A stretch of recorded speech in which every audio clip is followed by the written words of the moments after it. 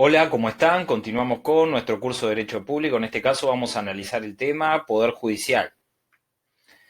Al Poder Judicial le corresponde el ejercicio de la soberanía en forma indirecta. Estamos frente a uno de los tres poderes que ejerce la función jurisdiccional de principio. Recordemos que hay función jurisdiccional fuera del Poder Judicial en el Tribunal de lo Contencioso Administrativo, en la Corte Electoral y en la Cámara de Senadores. El artículo 233 de la Constitución establece que el Poder Judicial será ejercido por la Suprema Corte de Justicia y por los tribunales y juzgados en la forma en la que estableciera la ley. En el Poder Judicial, cada uno de sus órganos es independiente en el ejercicio de la función jurisdiccional. Los superiores jerárquicos solo toman contacto con el caso a partir de la apelación que realizan los interesados. A la hora del ejercicio de la función administrativa, todos los órganos están sometidos al jerarca, que es la Suprema Corte de Justicia, que es quien se encarga de la designación de los funcionarios, de las cuestiones de infraestructuras, de las compras materiales para el ejercicio de la función jurisdiccional. El artículo 239 de la Constitución prevé algunas competencias para la Suprema Corte de Justicia, como lo es la declaración de inconstitucionalidad de las leyes. El resto de las competencias del Poder Judicial están establecidas mediante leyes. ¿Cómo se integran los órganos judiciales? Bueno, en primer lugar, los miembros de la Suprema Corte de Justicia son designados por la Asamblea General por 2/3 de votos.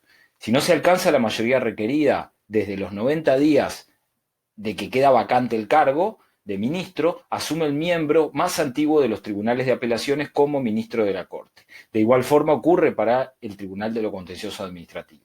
Los restantes miembros de los órganos jurisdiccionales, desde los tribunales de apelaciones hasta los juzgados de paz, son designados por la Suprema Corte de Justicia en una garantía de independencia. Los miembros de los tribunales de apelaciones, previa a su designación, requieren la venia de la Cámara de Senadores o de la Comisión Permanente en su caso. Los requisitos para garantizar la idoneidad, la imparcialidad y la independencia de los órganos jurisdiccionales están establecidos en la Constitución. Para ser juez se requiere ser abogado con cierta antigüedad. A mayor cargo se requiere mayor antigüedad. Los artículos 251 y 252 de la Constitución establecen que el ejercicio de la judicatura es incompatible con otros cargos, salvo la enseñanza pública superior.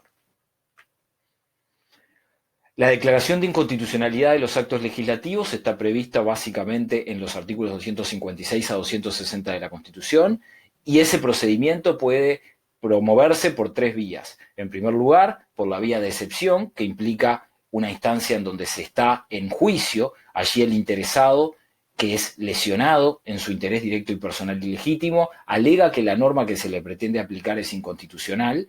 La impugnación, en este caso, tendrá efecto suspensivo.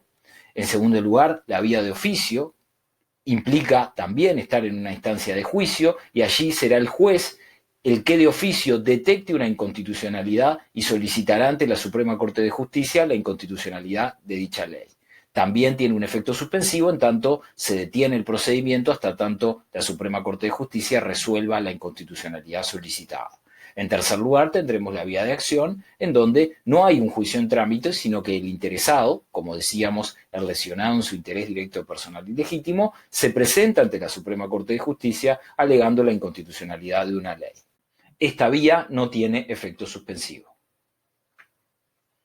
¿Cuáles son los actos que pueden ser declarados inconstitucionales por la Suprema Corte de Justicia? Bueno, en primer lugar, las leyes y los decretos de la Junta Departamental con fuerza de ley en su jurisdicción.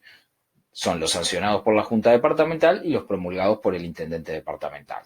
Recordemos que los reglamentos, que son actos administrativos, en caso de ser ilegítimos, son desaplicados directamente por los jueces a la hora de sentenciar en los casos que le correspondiere decidir. Si se pretende la anulación del acto administrativo, se debe recurrir al Tribunal de lo Contencioso Administrativo presentando la correspondiente acción de nulidad.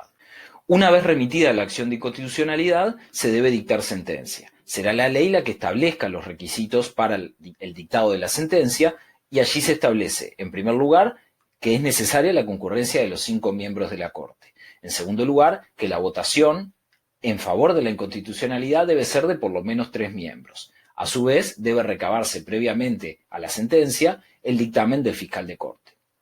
Las posibilidades del dictado de la sentencia son desechar la acción o declarar que la misma es inconstitucional, estableciendo cuáles son los artículos impugnados, que en este caso son inconstitucionales. ¿Cuáles son los efectos de la sentencia de inconstitucionalidad?